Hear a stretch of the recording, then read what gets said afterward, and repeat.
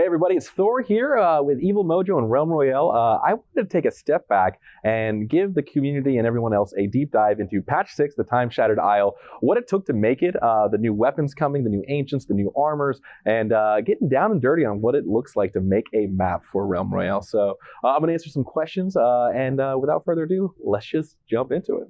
What was this map's inspiration? It started actually about 2.5 years ago.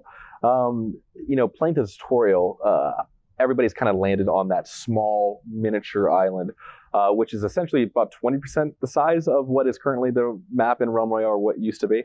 When I got brought on, we've managed to carve out an amazing, salty, small but passionate part of the gaming community, what is Realm Royale. And so we really needed a map that kind of like fit in a lot of square holes, so to speak. So on one hand, I wanted to add a map that was more for a competitive sense, where it's, is it designed for 40 to 65 people? The original map was designed for like 100 people plus bots.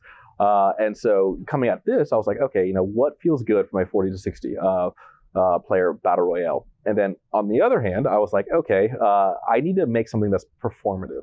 Less assets, less actors, and getting the game to run smoothly was a very, very big inspiration on what I wanted this map to be, because our brothers and sisters over on the consoles rocking it, throwing it down. That's a good thing as well. So yeah, that's really kind of the inspiration behind the new map. Creation process. So first and foremost, I cut my teeth on Realm Wars. In the previous patch, we actually made a very small team deathmatch-esque map, and that's really where I learned a lot of what I needed to bring forward into what is essentially Time Shattered Isle. So yeah, I took a seat and I said, okay, what do players love about the biggest map? Internally, we call it BG_P. So I was not going to get away without bringing some of the POIs or points of interest, such as crossing over. Players love crossing and love hot dropping there. And so really identifying those places that players really, really enjoy and bringing it forward into the new map in a way where it was both new and refreshing. I actually got a message during the creation process in the PTS. Somebody messaged me. They're like, hey, Thor, I got to play in the PTS. And this is so nice because Realm Royale is comfortable. We've played on the same map for 5, almost 6 years now.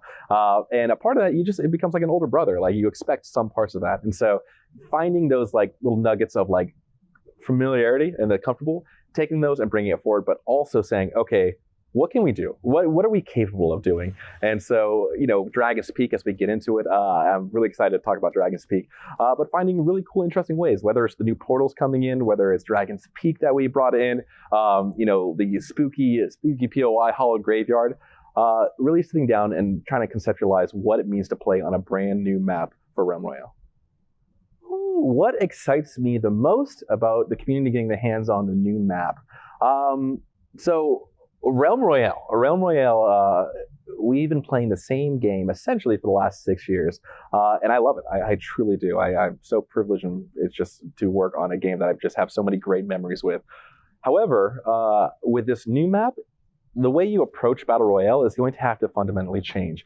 Not only are there new POIs, not only is the terrain different, not only is there teleporters, but just the same tricks of the trade that you've employed over the last 6 years is not going to work the same exact way. And that's what really excites me, because most players who are OG players by now, we know every tree, we know every rock, we know every bad terrain, every stuck collision. And so having a new place to kind of flex those muscles I'm so excited for the community to get their hands on and just find things that I've either designed or haven't designed, but having those stories organically play out.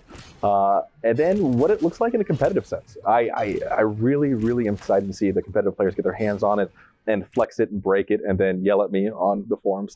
I tease. But it's been a work of love and a work of passion, and I'm just excited for players to see things that they've never seen before, and also just really kind of put it to the test. Really excited.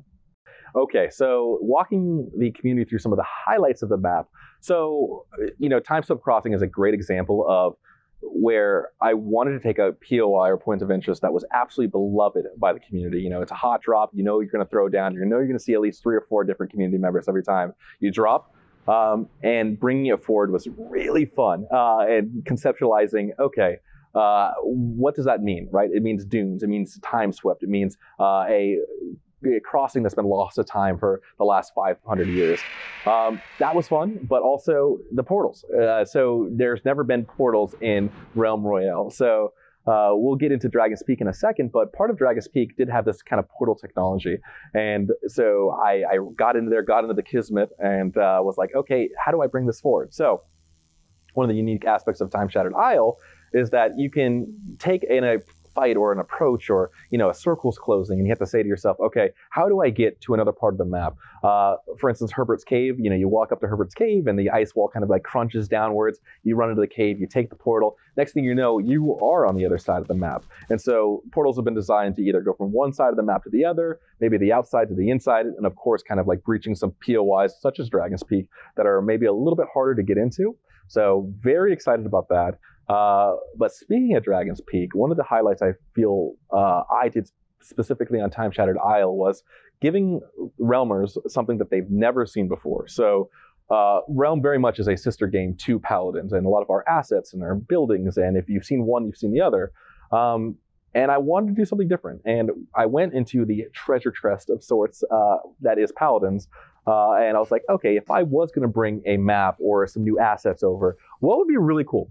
And I kind of landed on the iconography of the dragon because, again, we have dragons on Realm Royale, and it was just a natural fit. So jumped in there, looked into Dragon's Peak, the team deathmatch, and said, how do I bring this from one game over to the other? So that labor of love was no easy feat, but I brought it in and then took on the task of making it actually work. And that was not fun or easy, but because the map wasn't designed to be a vertically ascended map, Dragon's Peak. So got in, made all the new volumes, and made it so a Realm Royale player skydives in. They're not going to get stuck on everything. Some things potentially, but not everything. And that's been absolutely fantastic. Seeing that wonder on the PTS of players walking into Dragon's Peak and just looking around and being like, I have never seen this before. So that's been amazing to see, especially in the PTS.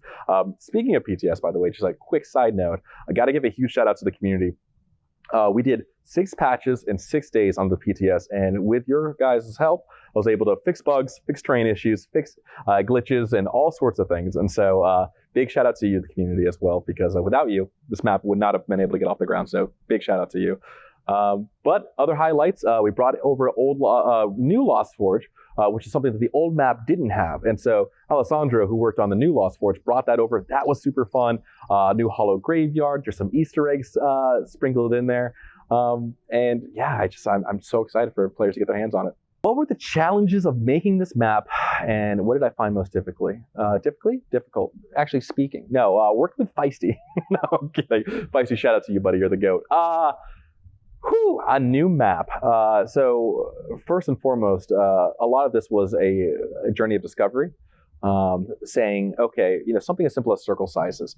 The map that we used to play on was huge, absolutely ginormous, right? And a lot of the data / circle sizes and timings were all designed for that. And so understanding really what it took to make a battle royale, and circle sizes, if you make them too big, the game is too boring. Too small, it's too fast-paced, and people lose out on some of that kind of like getting loot and all that. So whether it was the economy or circle sizes, there was a lot of like head scratching and just pounding away at the blacksmith hammer of trying to like get that edge just right.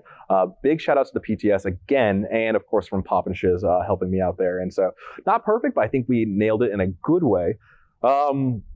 So this is going to be a little bit of dev speak. I apologize for this, but Kismet was something is something that I don't have a lot of time in. I actually for the developers out there, Kismet is the precursor to what is Blueprints now, and Blueprints is in Unreal 4 and 5, and Kismet is Unreal 3.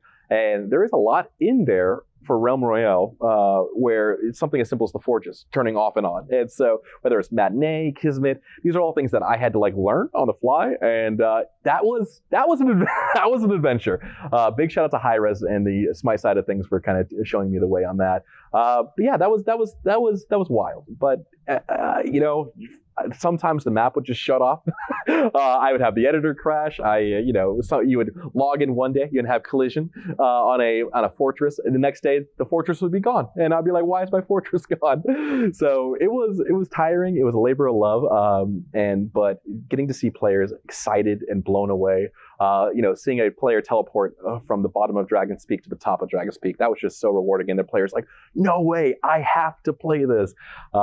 Made all of that worth it in the end. And so this, again, hopefully continues to be a labor of love. We're going to add in some of those spots, from the old map where players will feel comfortable with. Maybe it's Jade, maybe it's Guntown down the line. I'm really excited to kind of tackle that as well. But what we have here, I think, is an amazing first shot at it, and very proud of it.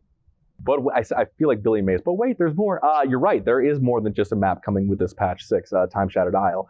We are, for the first time ever, introducing a new rarity above Legendary. So going back in time, I always feel like an old man when I talk about like this. Realm Royale has had rarities since the very beginning. However, with the exception of the elements being on Legendaries at one point, really rarities constitute a stat stick increase. And, my purple weapon is going to be better than a green weapon. And if you get it to a legendary, I'm just going to be able to take down my opponents faster. And that, we didn't want to do that with Ancient. We sat down, Feisty and I spearheaded this, but Feisty absolutely killed it. Not only is he a great programmer, he sat down and was like, hey, let's design some of these really cool weapons. We grabbed Sean York, a technical artist over on Smite, and said, let's get it. So we brought in weapons that have their own unique gameplay loops here, and that was really the important part. We didn't want an axe just to be a normal axe. We wanted an axe to bounce off walls and explode into a big pool of acid when it hit the ground. I designed the sniper rifle, and I'm again showing my age here, big history buff, but there's a movie called Enemy at the Gates where one of the snipers gets into what is called the flow, and he shoots faster and faster as he hits more and more shots, and I wanted to kind of wrap that into what is a gameplay loop. So now the Dragonfire sniper rifle, the ancient weapon for the assassin, is going to decrease its reload speed every time it has a successful hit, up to 3 times. And so again, it's all about getting into that flow. So each and every single class has an ancient weapon equivalent, and I'm so excited for players to get their hands on it. Not only I feel like competitive players are going to do absolutely wild plays with them, but I've really landed on this idea of like press F for fun. And I think these weapons and of course the armor actually do that. The armors are again ancient, just better versions of legendary, but whether you're used to a 25% cooldown reduction when it comes to the helm, now you're going to get a 40% cooldown reduction when you have that, where you're rocking that ancient helm. And on top of that, a little ode to the old OG days, when you do take some of those ancient armors, your characters actually glow yellow. And some of you OGA players out there will remember some of that glowing, and nice little homage to the old days. So very excited about it. Very excited to kind of let the players flex some of those new weapons and armor. And excited. Yeah, we are actually good call on that one. We are bringing 3 new mounts over. Shout out to Evil Mojo helping. So we brought 3 mounts over, and I know developers always say this, like, oh, in this patch it has the best mounts ever. No, I truly think these mounts are awesome. I chose 3 that I specifically think fit the feel of Realm Royale. And I'm hoping players really like them. I think they're some of the best mounts, some of the best effects that I've seen on mounts, and so excited to jump on the old Golden Griffin and ride into the sunset. What's next for the Realm Royale, baby? A nap for me at least. This has been our biggest patch ever, and with it comes a need to step back, listen to the community, understand things might be balanced or unbalanced, and throwing a huge new map into the works is going to take certain things like weapons and abilities and make it different, better, worse. So taking a step back, just listening, and then as far as competitive goes, not only with this patch did we add a competitive queue that is duos, we're going to hopefully tweak and turn and get that in a place where again players can kind of track their statistics, who is the best at this competitive queue. But Ant Online is going to be sponsoring a tournament that I'm very excited to be getting to host and throw with them. So big shout out to you, Ant Online.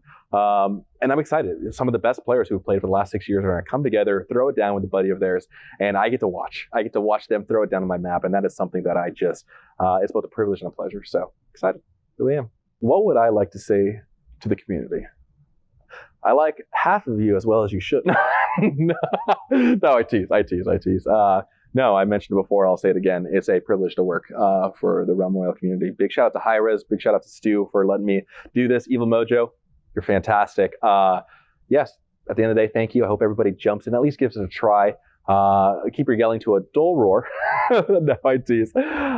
Just be kind to each other. We've tried to give Realm the best years, and I think with this patch, the new ancient armor, new ancient weapons, the new mounts, the new competitive queue.